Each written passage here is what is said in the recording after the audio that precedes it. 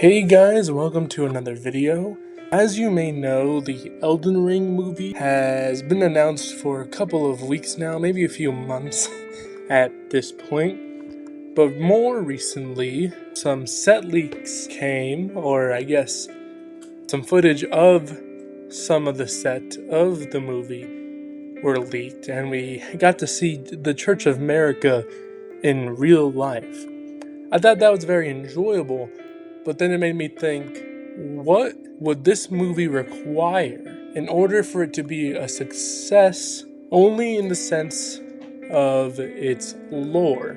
And so I wrote some things down, and I decided that there would be 10 things that I could think of that are absolutely required for the lore of the Elden Ring movie to be accurate to the game, the item descriptions, and the dialogue, while also having its own story and being good.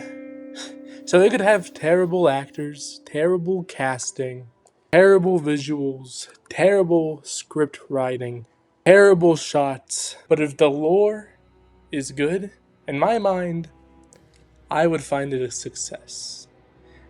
So here are the top 10 things that Elden Ring needs to have in its movie in order to succeed, lore-wise. So number 10, it would have to be the introduction of basic factions and races. I'm talking the Red Mains, which we've seen an image of in one of the set footage or images. Godric, soldiers, Carians, and I'm talking like the Carian knights and soldiers, the Carian royal family, and of course the Golden Order, because the Golden Order fights against the Carians.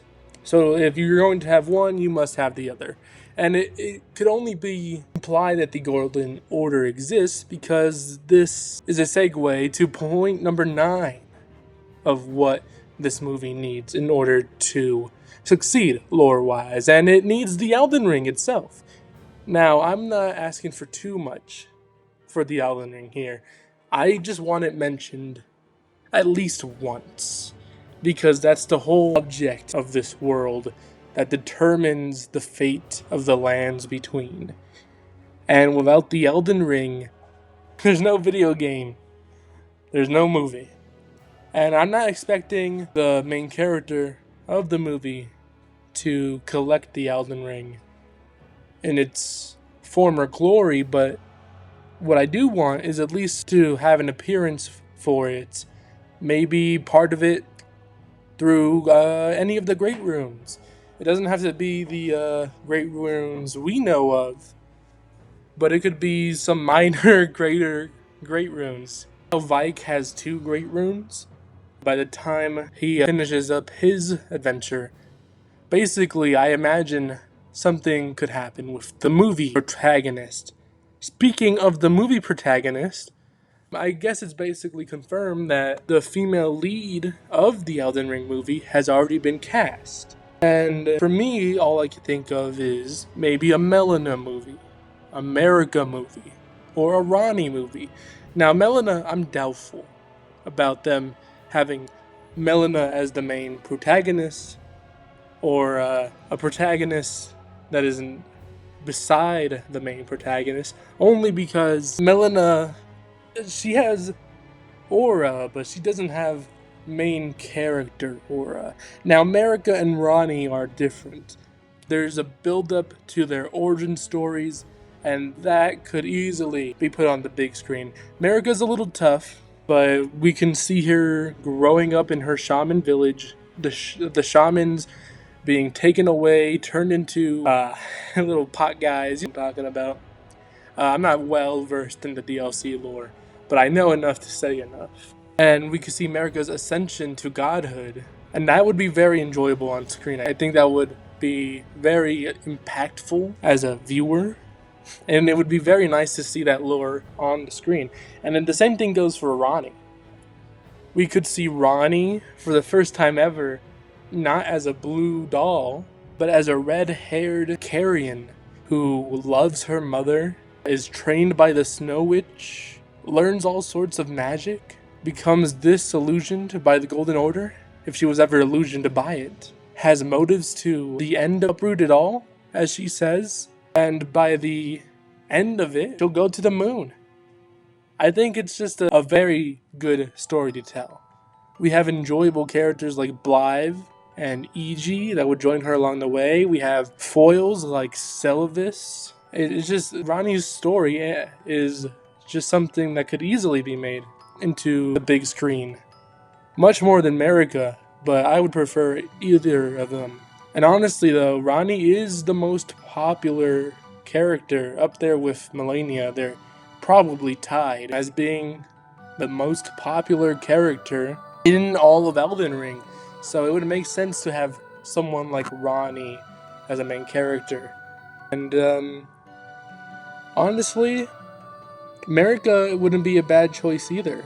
Which leads me to my next point of demigods and gods. I would like to hear one demigod mentioned.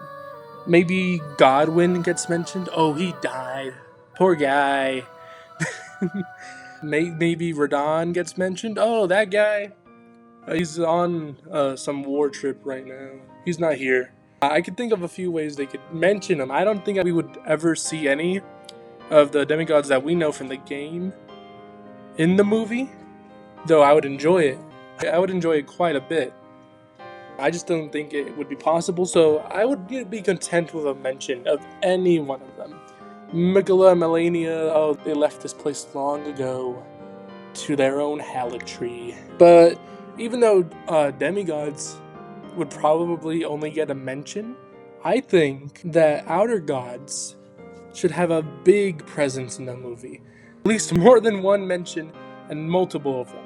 I'm thinking the Fell god who granted flame to the giants, I believe. The outer god of rot, Shabiri, right? The frenzied flame.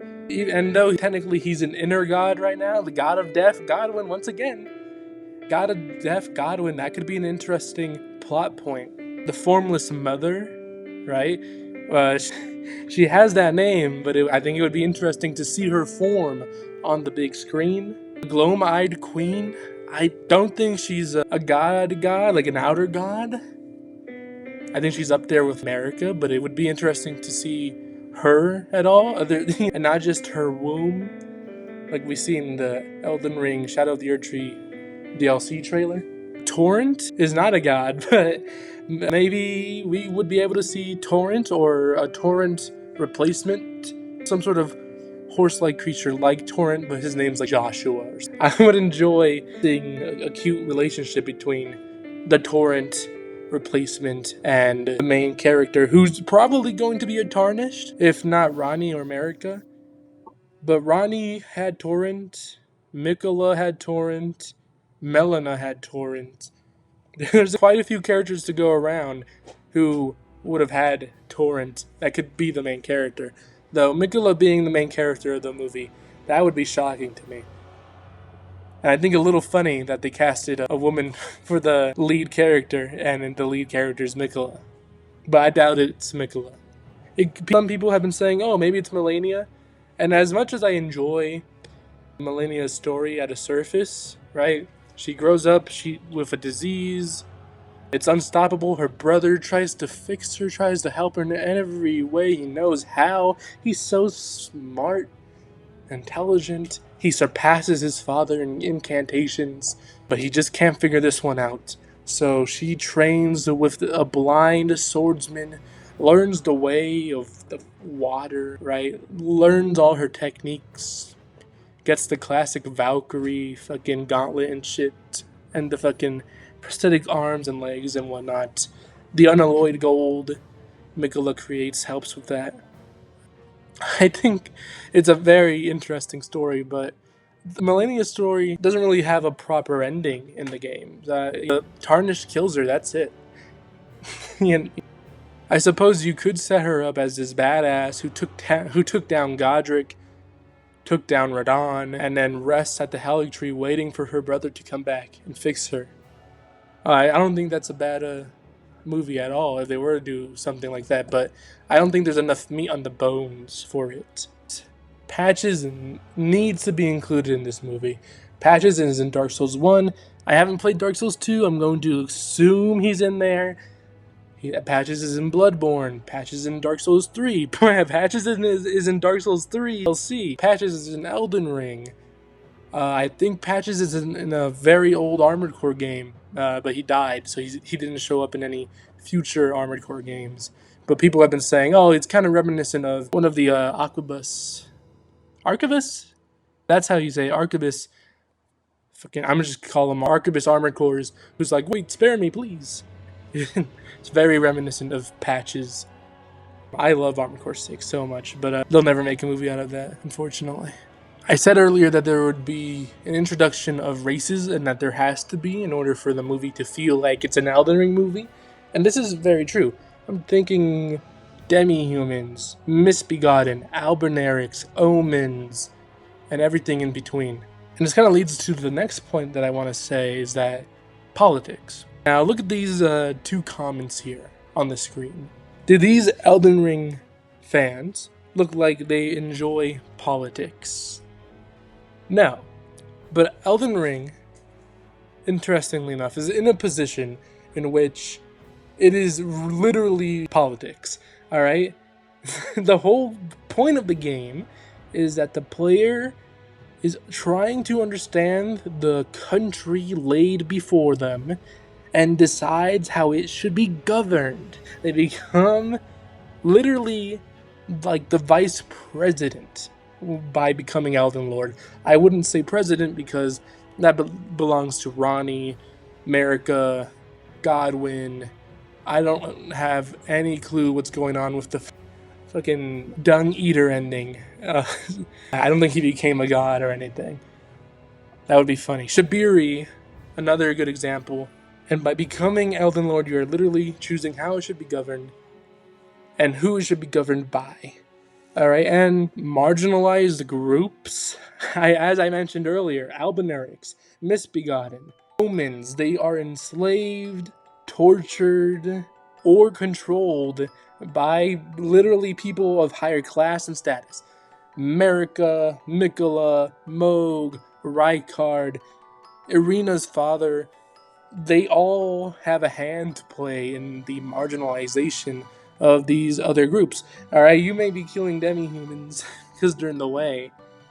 You may be killing Misbegotten because he drops that cool-ass sword. The leader of the Misbegotten drops that cool grafted sword. You may be killing Albinerics for all their runes. And you may be killing Omens because two Omen brothers are blocking the path of the main game and the DLC. But on the surface level, that's all you're doing.